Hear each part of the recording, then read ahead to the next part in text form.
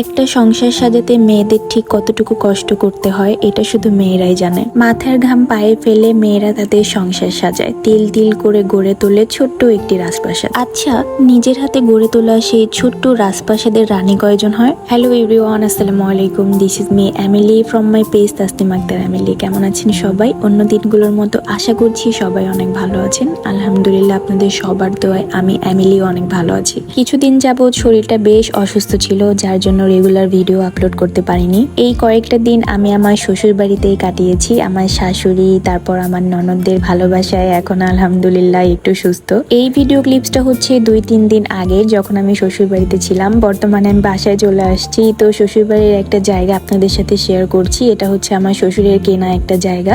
তো অনেক বড় জায়গাটা, পেঁপে গাছ, তারপর আম গাছ, তারপরে অনেক ধরনের গাছ, আতাফল গাছ, জাম্বুরা গাছ, অনেক ধরনের গাছ দেখলাম। তো আপনাদের সাথে একটু শেয়ার করলাম ভিডিও। আমার শ্বশুর বাড়িতে আমার একটা মাত্র জাল, আমার একমাত্র দেবরের ওয়াইফ। তো তার বাপের বাড়ি থেকে কিছু পিঠা নিয়ে আসছিল, অনেক মজাদার পিঠা। এর আগে আমি এরকম পিঠা তেমন খাইনি। পিঠাটা আমার কাছে অনেক বেশি মজা লাগছে। এই পিঠার নাম কি সবাই অবশ্যই কমেন্ট করে জানাবেন। তো বেশ কয়েকদিন শ্বশুর বাড়িতে কাটানোর পরে শরীরটা একটু সুস্থ লাগছিল। পরে বাসায় চলে আসি, যে বাসায় অনেক বেশি কাজ জমা হয়ে গিয়েছে। বিজনেস প্লাস সংসার সবকিছু মিলিয়ে অনেক কাজ জমা হয়ে গিয়েছে। সেগুলো এখন আস্তে আস্তে করা শুরু করেছি।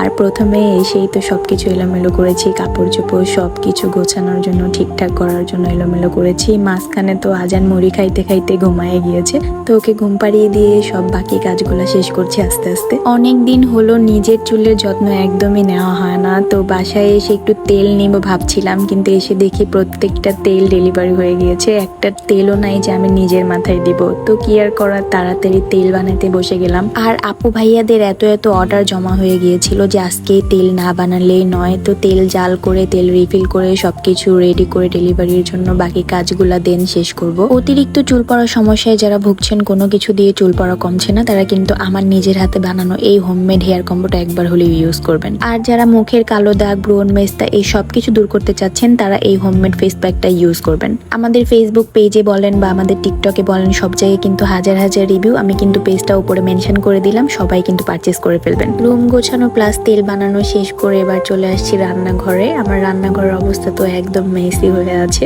তো রান্না করার মতো তেমন বাজার ছিল না বলে মাংস ভিজিয়ে রাখছিলাম, গরুর মাংস।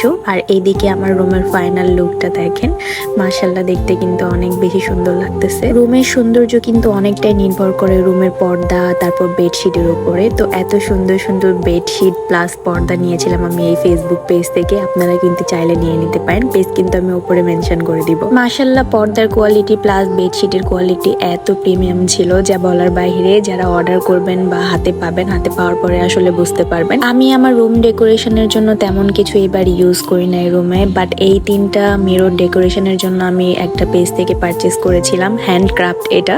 তো এই ফেসবুক পেজ থেকে নিয়েছিলাম, আপনারাও কিন্তু চাইলে নিয়ে নিতে পারেন। পেজ কিন্তু আমি এটাও উপরে মেনশন করে দিলাম। যেহেতু শ্বশুরবাড়ি থেকে বাসায় আসার পরে ফ্রিজে তেমন কাঁচা পাচা ছিল না, গরুর মাংস ছিল, তো সেটাই আর কি মাখিয়ে কষিয়ে আমি হচ্ছে চুলায় বসিয়ে দিয়ে দেন হচ্ছে রান্নাঘরের যে যাবতীয় টুকিটাকি কাজগুলো ছিল সেগুলো তাড়াতাড়ি শেষ করে রাতে ঘুমিয়ে পড়ি।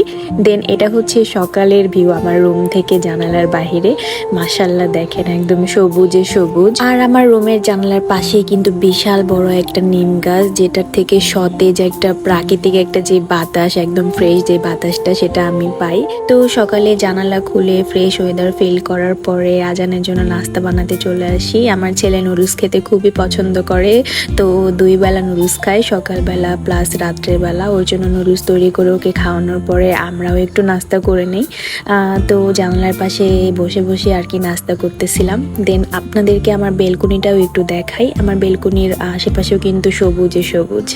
তো যাই হোক, আজকের ভিডিওটা এই পর্যন্ত শেষ করছি। আমার ভিডিও দেখতে কেমন লাগলো অবশ্যই কমেন্ট বক্সে জানাবেন। অ্যান্ড নেক্সট ভিডিওতে সবার সাথে দেখা হবে, কথা হবে। আজকের ভিডিওটা এই পর্যন্তই, দেখা হচ্ছে অন্য কোনো ভিডিওতে। আল্লাহ হাফেজ and thank you so much for watching.